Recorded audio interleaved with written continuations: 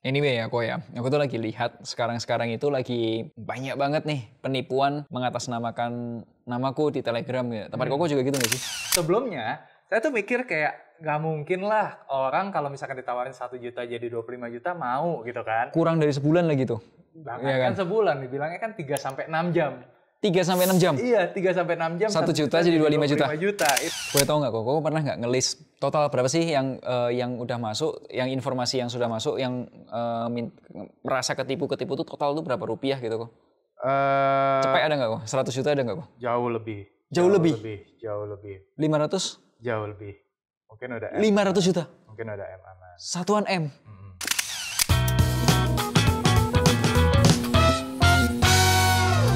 Halo Sobat Finansialku, kembali lagi nih di Finansialku Podcast. Nah, kali ini kita akan ngobrol-ngobrol bersama Ko Rifan. Halo semuanya. Halo Ko Rifan, apa kabar nih? Kabar baik, Pak Melvin gimana?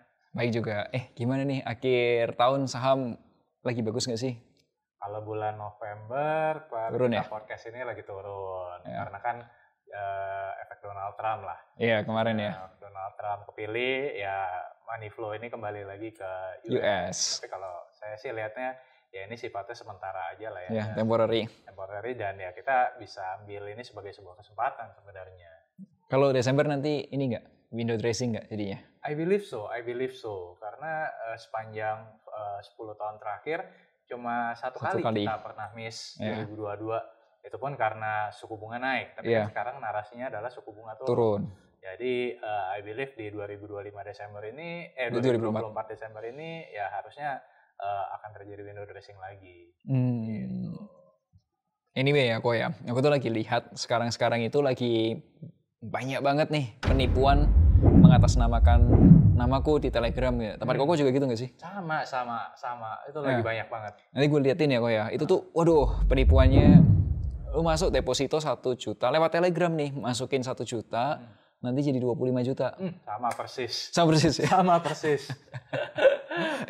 Itu kalau di tempat Koko gimana tuh ceritanya? Ya jadi kalau di tempat saya itu sebenarnya dari bulan Juli Agustus udah mulai banyak. Berapa banyak kok? Kalau jumlah akunnya itu udah puluhan akun, mungkin kayak 20-30 akun ada gitu. Individu atau grup? Lebih ke grup. Oh, hati-hati loh. Itu tuh yang grup itu sekali masuk tuh bisa 20 orang, 30 orang, bisa lebih loh ya. Bisa lebih. Dan itu bisa misalkan satu grup nanti udah nggak aktif dan muncul lagi yang baru. Jadi akan terus silih berganti. Tapi modusnya kurang lebih sama. Tadi sama, 1 juta jadi 25 juta dan sama ya? Pakai identitas kita. Iya, pakai foto kita lagi. Pakai foto kita. Ya. Terus ya aku heran itu ya, kok. Itu kalau aku coba telepon orangnya ya. Karena kalau punya aku kan itu yang banyak nipu kan individual tuh, account individual. Aku coba telepon nih orangnya. Itu yang ngangkat. Itu anak muda dan cowok anak muda. Cowok anak muda. Ada dialeknya nggak? Dialeknya nggak gitu jelas ya. Tapi orang Jawa lah asli. Oke. Karena dialeknya bukan dialek orang Sumatera atau bukan dialek orang Kalimantan gitu bukan. Oke. Tapi itu orang Jawa. Oke. Nah, terus kemudian alasannya gampang. Katanya gini, Telegram itu kan kayak Instagram, kayak sosial media. Dia mau sebut namanya siapapun bebas. Ya. Kan namanya nggak di hak ciptain kan. Nggak di hak ciptain. Ya, buat aku kayak, kok ya kamu pakai namaku, fotoku, kok udah kamu buat nipu-nipu tuh kayak kurang ajar banget gitu. Dosanya double. Udah nipu orang, pakai identitas orang lain. Ya kan dosanya double berarti. Ya tapi nyusahin jadinya kan. Di Koko juga gitu? Sama. Pakai individu atau pakai perusahaan? Kebanyakan pakai nama Rifan Kurniawannya gitu. Jadi mulai dari foto, video. Nah, foto, video ini mereka banyak catat itu dari Instagram. Jadi misalkan ada foto-foto, video-video, dan apa ya, kurang ajarnya juga bukan cuma Rifan Kurniawannya aja gitu yang diambil, tapi ada anak istri. Serius? Itu diambil juga foto-foto, beberapa video. Itu kan Kok ada fotonya? Kok ada fotonya? Screenshotnya ada? Ada. Nah, itu kan kalau misalkan orang yang korban itu kesel ya kan bisa bahaya sebenarnya kan. Nah, itu yang bahayanya tuh di situ. Kelewat ya. Kelewat banget. Lewat situ. Dan waktu itu ya dulu banget sebelum Covid, finansialku tuh pernah begitu juga. Jadi dipakai logonya finansialku di Telegram digituin, dan waktu dilaporin ke polisi katanya jawabannya kamu korban bukan? Kalau bukan itu nggak bisa ngelapor. Koko juga gitu nggak? Pernah diurus nggak ke kepolisian? Pernah. Jadi bulan Agustus kemarin kita langsung lapor ke polisi dan Jakarta atau mana kok? Jakarta. Oke. Di Polda Metro Jaya. Oh, ke Polda Metro Jaya. Polda Metro Jaya. Ya Oh, kan? oke. Langsung ke sana dan ya itu jatuhnya adalah satu pencemaran nama baik, kedua adalah menggunakan identitas tanpa izin, penyalahgunaan identitas gitu. Terus? Terus udah gitu kita sempat udah beberapa kali menjalani pemanggilan juga, jadi pemeriksaan. Pemanggilan polisi. Pemanggilan polisi. Oke. Ya, jadi diminta keterangan, kemudian juga pemanggilan saksi juga udah dan masih berjalan sampai sekarang. Gitu. Jadi ya so far ya masih diselidiki dan ya kita serahkan kepada pihak berwajib gitu, dan juga udah lapor juga ke OJK. OJK bilang gimana? Kalau OJK ya udah ditanggapi juga, jadi kita sempat audiensi juga dengan OJK. Ya OJK akan koordinasi juga dengan sebelumnya Kominfo, sekarang Komdigi, terus kemudian juga akan berkoordinasi juga dengan kepolisian dan perbankan terkait gitu. Jadi sekarang kita udah serahkan ke pihak yang berwajib dan ya mudah-mudahan sih bisa segera tertangani gitu. Tapi gue penasaran ya kok ya, kenapa sih kalau kita ngobrolin tentang saham yang benar atau ngobrolin obligasi negara yang sudah pasti dijamin itu orang mikir lama banget. Kalau ditawarin tuh kayak ya udahlah, nanti nanya istri lah, nanya suami lah, mikir dulu lah dan lain sebagainya. Tapi kalau ada kayak ginian, transfernya cepet banget gitu. Ya. What do you think kok gitu ya? Sesimpel satu financial literacy yang masih jelek banget. Sebelumnya saya tuh mikir kayak nggak mungkin lah orang kalau misalkan ditawarin 1 juta jadi 25 juta mau gitu kan. Kurang dari sebulan lah gitu. Bahkan kan sebulan, dibilangnya kan 3-6 jam. 3-6 jam? Iya, 3-6 jam. 1 juta jadi 25 juta. Itu kan kalau kita mikir dengan akal sehat kan. Nggak mungkin ya? Ya nggak mungkin. Jin mana, tuyul mana yang bisa nggandain uang gitu kan. Dan sebenarnya gini yang bikin gemes adalah kalau emang bisa 1 juta jadi 25 juta dalam waktu 3-6 jam, ngapain dia ajak lu? Iya, orang itu sudah pasti orang kaya. Oh iya, ya kan? Udah dia mainin aja sendiri. Tiap hari bisa 25 kali lipat. Ya kan harusnya kan mikir seperti itu. Dan yang menyedihkannya adalah banyak orang yang nggak kenal kita. Ya kan? Kalau in my case adalah mungkin bisa dibilang 90-95% korban itu sebelumnya nggak tahu Rifan Kurniawan itu siapa. Sama dia nggak follow. Dia new follow gitu. Ya new follow ya kan. Terus habis itu kan mungkin kayak baru nanya, Pak ini akun Bapak bukan gitu kan. Ya itu jadi orang itu kalau kita kan gini ya, logikanya ketika kita diiming-imingi sesuatu kita cari tahu dulu kebenarannya. Caranya gimana? Ya tinggal googling aja Melvin Mumpuni, Rifan Kurniawan ya kan. Dan kalau in my case itu semua sosial media, mau itu Instagram, YouTube, Telegram itu sendiri, kemudian juga website, itu udah dipagerin. Contoh nih, misalkan masuk ke Instagram, itu udah dipin ada 2 postingan, yaitu penipuan di Telegram. YouTube juga sama, udah dipin ditaruh di homepage. Ya kan, sesimpel itu. Di website juga udah bikin banyak artikel tentang penipuan. Tapi masih ada juga orang yang ketipu. Itu kan artinya apa? Dia nggak peduli orangnya siapa. Tapi dia main langsung percaya aja. Dan benar yang tadi Pak Melvin bilang bahwa gampang banget kenanya. Gue bingung loh. Terus yang nyebelin ya kok ya, buat gue nyebelin nih. Lu yang ketipu, kok udah lu tanya sama gue, kok ini kebenaran kena tipu, kok udah minta tolong dibantu dibalikin duitnya. Yes. Lu kena tipu siapa? Gue yang suruh balikin duitnya. Pernah nggak kok gitu? Sering banget. Bahkan kalau yang my case itu, dia pakai alamat kantor di sini. Oh, terus? Ya kan? Berapa kali ada security. Orang datang, tapi kan ketahan di bawah. Kita udah koordinasi sama security gitu bahwa ya kalau misalkan ada tamu ini ya konfirmasi dulu. Ya kalau misalkan emang kita nggak ada janji, ya sorry itu saya nggak bisa masuk. Dan itu kan policy di sini kan. Dan itu kejadian berapa kali. Kita diinfo sama security, Pak ada yang mau ketemu atas nama ini. Oh nggak ada, saya nggak ada janji. Usir. Gitu. Dan itu berapa kali gitu loh kejadian. Nah itu makanya gila ya. Apa ya, orang itu ya dia yang kasar kata, kalau mau ngomong kasar tuh ya dia yang bodoh, tapi dia juga yang minta ganti rugi, ya kan? Padahal logikanya ya, kalau misalkan udah ketipu, ya dia lapor dong.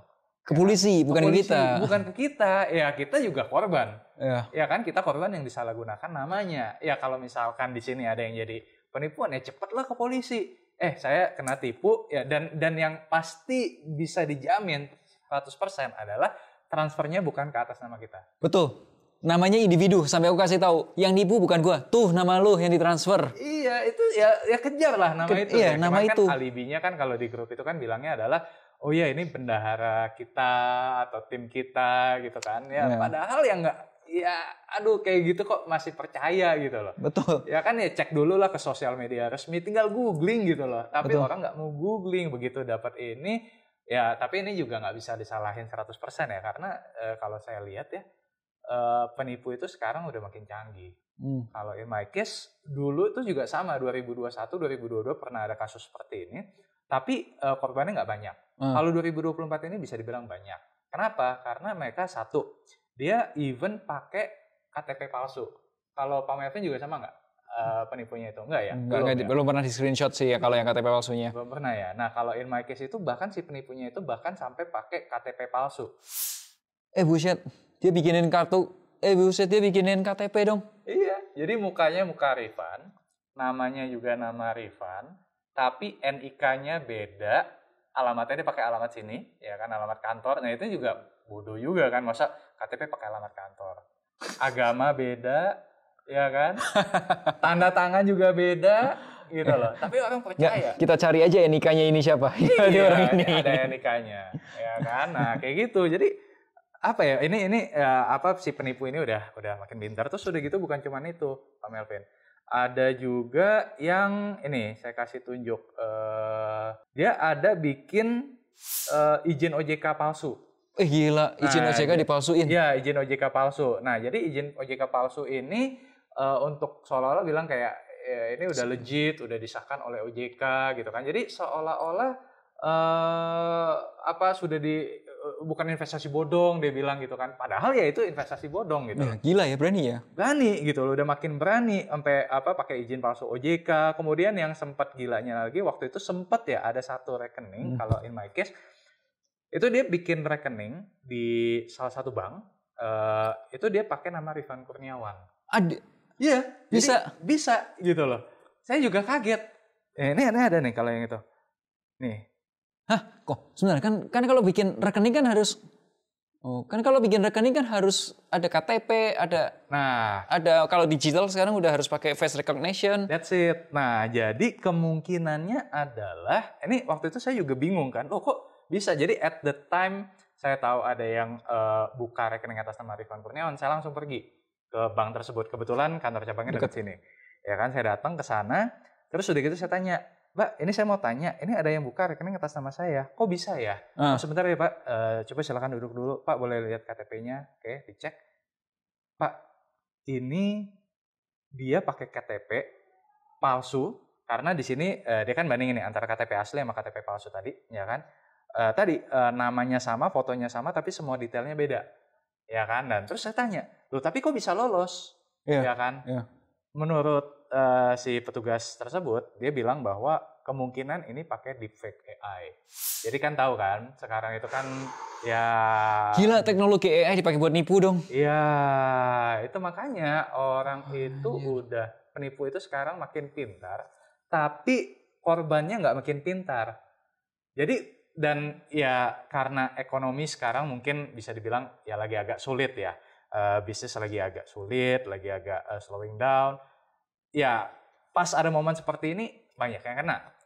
Boleh tahu nggak kok pernah nggak nge-list total berapa sih yang udah masuk, yang informasi yang sudah masuk, yang merasa ketipu itu total tuh berapa rupiah gitu kok? Cepet ada nggak kok? 100 juta ada nggak kok? Jauh lebih. Jauh lebih? Jauh lebih. 500? Jauh lebih. Mungkin udah M. 500 juta? Mungkin udah M aman. Satuan M? Korbannya? Nominalnya. Iya, maksudnya ke orang yang kena korban itu sampai total udah sampai satuan M. Sudah M. Nah itu kalau jumlah korbannya sendiri mungkin udah ratusan orang ya. Kalau misal 1 M aja dibagi 1 juta berarti berapa orang tuh? 1.000 orang ya? Iya kan? Tapi nggak gitu juga, karena yang ketipu itu kadang yang paling kecil ada yang nominalnya 1 juta tadi. Tapi ada juga yang sampai ratusan juta. Benar. Ada yang kena tipu ratusan juta. Yes, karena kan dia modusnya kayak gini. Nah, ini buat teman-teman juga ya. Jadi pertama itu yang kayak tadi Pak Melvin bilang, bahwa awalnya diiming-imingi. Misalkan gini, transfer 1 juta jadi 25 juta. 2 juta jadi 50 juta. 4 juta jadi 100 juta dan seterusnya. Jadi kelipatan 25 kali lipat. Katakanlah misalkan dia ambil plan yang 5 juta. Ya kan, dijanjikan akan dapat 125 juta. Nah, pertama dia transfer nih 5 juta, ya kan. Nah, terus setelah 3-6 jam dibilang nih sama penipunya, "Selamat ya, trading kamu berhasil, kamu menang. Nah, kamu bisa nih cairin 125 jutanya. Tapi sebelum 125 juta ini cair, sesuai kesepakatan, ada 20% untuk si merekanya nih, si penipunya. Berarti kan 20% dikali dengan 125 juta adalah 25. Sekitar 25 juta. Nah, sesuai kesepakatan, kamu transfer dulu 25 jutanya. Padahal kalau orangnya pintar, ambil aja 125 gua. Duitnya di lu, duitnya di si penipunya, ya kan? Potong aja, kasih aja gue sisanya. Tapi dari situ ya ada yang entah polos, entah bodoh gitu loh. Dia, oh gitu ya? Oh ya udah, oke, ini saya bayar ya 25 juta ya, dengan harapan di kepala dia adalah tadi saya awal 5 juta ditambah lagi dengan bagi hasil 25 juta, total 30 juta, nanti saya akan dapat 125 juta. Ya kan? Nah, transferlah 25 juta, berarti kan 5 plus 25, 30. Ya kan? Terus kalau dipikir berhenti sampai di situ, oh tidak. Si penipunya ini akan mengeluarkan senjata kedua tadi, surat izin OJK. Dia bilang, "Pak, ini untuk mencairkan kita butuh deposit untuk ngurus izin ke OJK." Ya kan?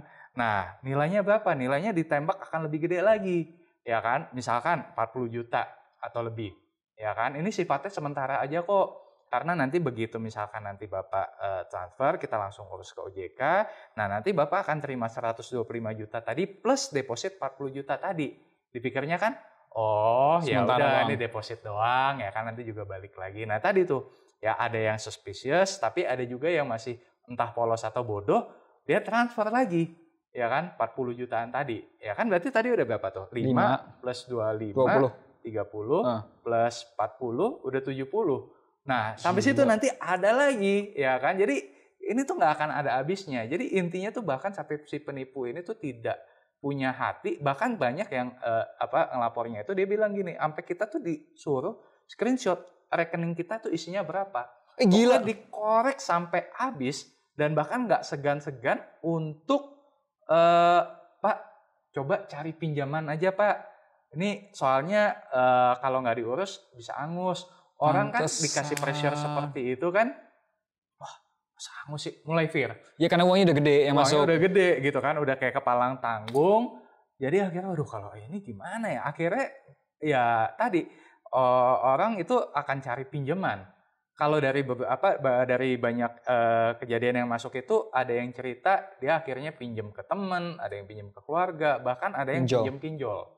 Nah ini yang aduh apa ya, mirisnya itu adalah banyak juga orang yang ikut beginian dari pinjol, karena dia pikir kan pinjol bunganya berapa, gitu kan? Bisa cuan. Bisa cuan, ya begini 1 juta jadi 25 juta dalam waktu 3-6 jam, ya udah nanti begitu dicair, dia balikin ke pinjol, dipikir semudah itu, ternyata kan enggak. Gitu. Nah jadi di sini balik lagi apa ya, antara masyarakat kita yang terlalu mudah untuk dibodohi, atau tadi ya mungkin financial literacy masih sangat-sangat minim. Jadi tadi ke pertanyaan Pak Melvin, kalau misalkan disuruh investasi yang benar gitu, saham lah, obligasi lah, orang malah kayak mikirnya lama banget gitu kan.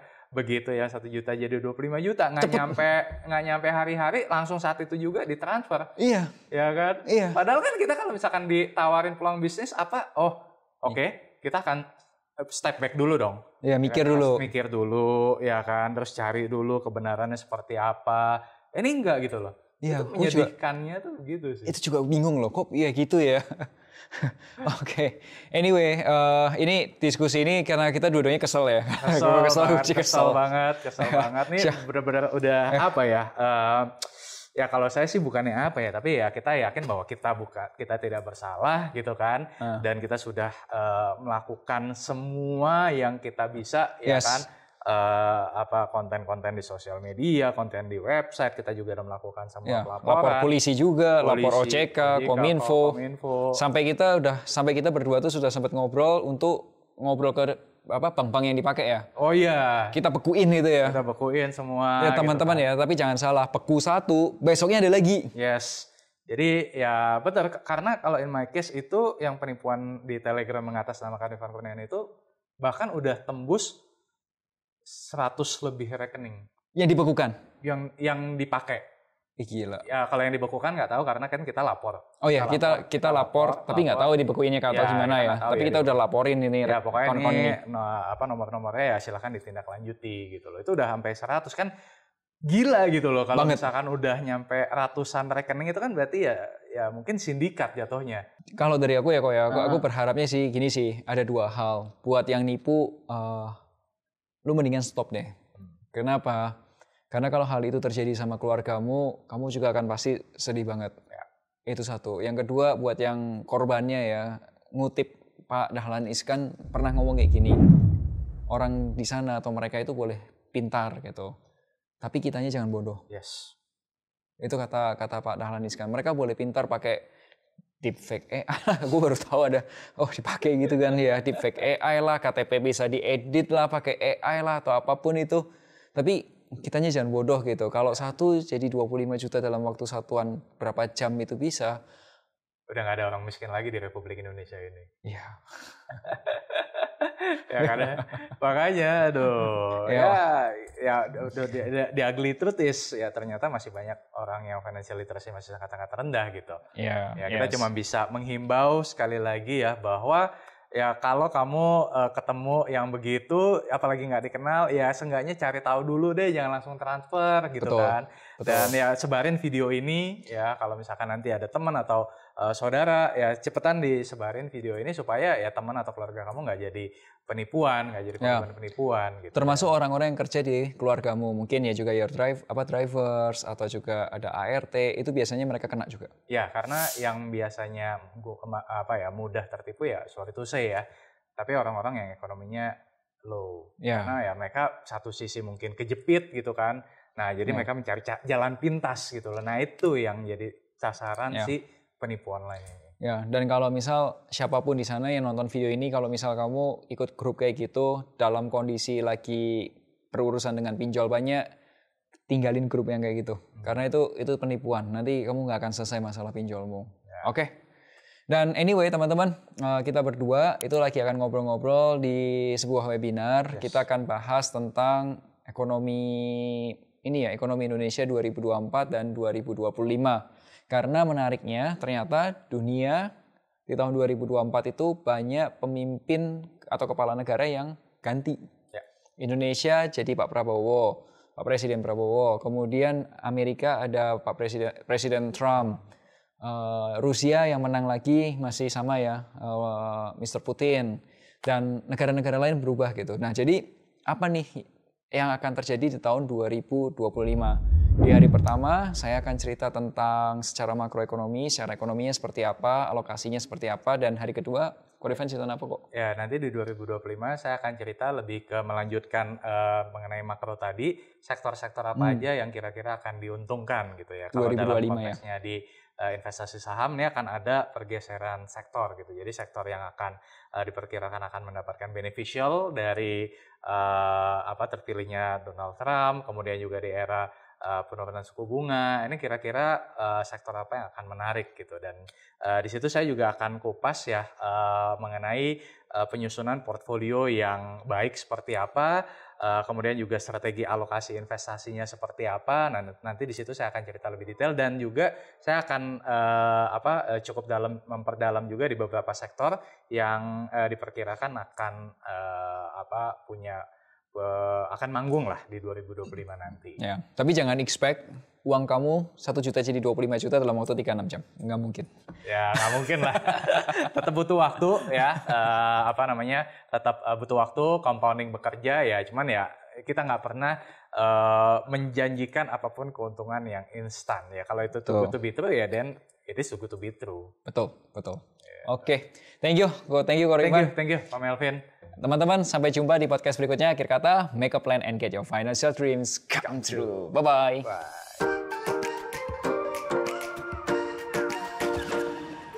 Wujudkan masa depan, tumbuh erat bersama keluarga.